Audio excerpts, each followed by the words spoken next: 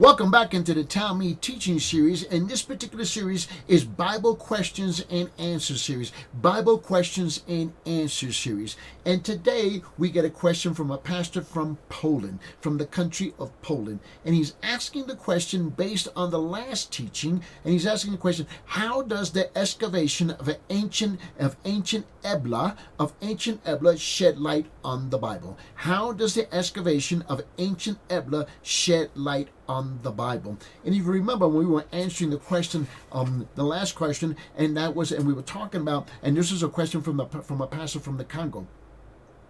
And they asked, wasn't the book of Genesis passed down as an oral traditions for hundreds of years? And remember, if you recall that, okay? And I was talking about that in addition to thousands of clay tablets that were containing writings in the phonetic Semitic version, okay?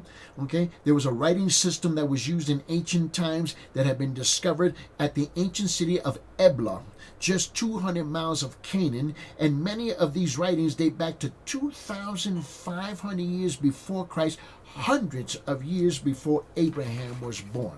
Now, it was based on that. Now, I get a question from a pastor from Poland, and he's asking the question. It's a good question, okay? And in fact, you need to grasp something now. Not just pastors, but church leaders and church members. When you're evangelizing and sharing the gospel, and there's always objections to the word of God, and they come up with these kinds of questions.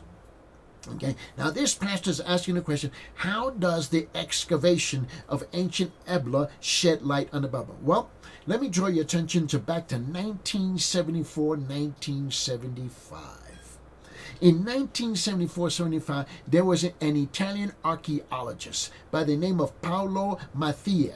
And Paolo Mattia, okay, he was excavating the mound of Tel Mardiki, okay, and it's in the country of Syria, when his team discovered a room containing nearly 1,800 clay tablets.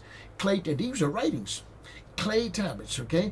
And the tablets dated from around 2,500 before Christ all the way up to 2,250 before Christ.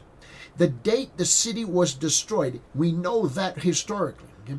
And it turns out that Matthia, okay, had unearthed the records of Ebla, okay, an ancient city and a trade empire that flourished and it was sacked. It was destroyed nearly 10 centuries before Moses was even born.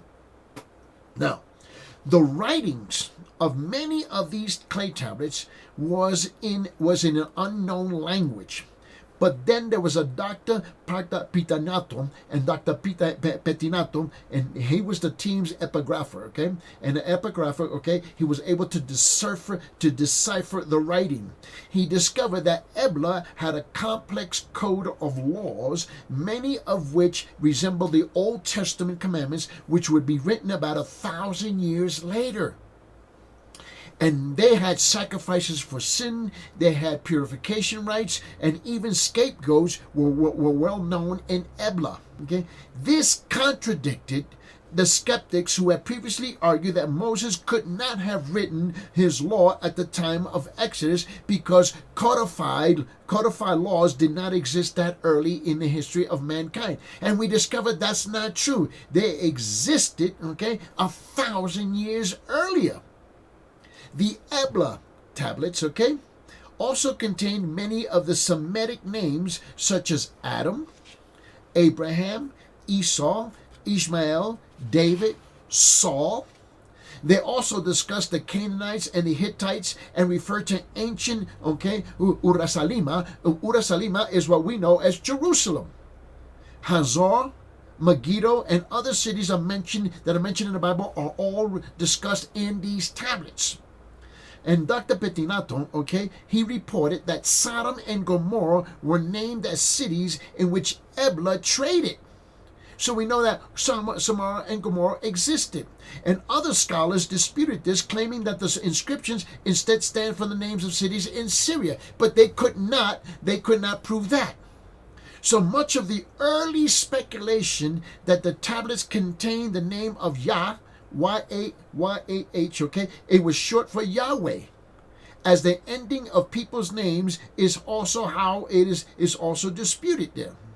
Nevertheless, The discovery of the ancient library of Ebla has done much to confirm many of the Bible's accounts and to shed light on the ancient civilizations that were the backdrop for the Old Testament. Go and share the Bible. Share the gospel of Jesus Christ.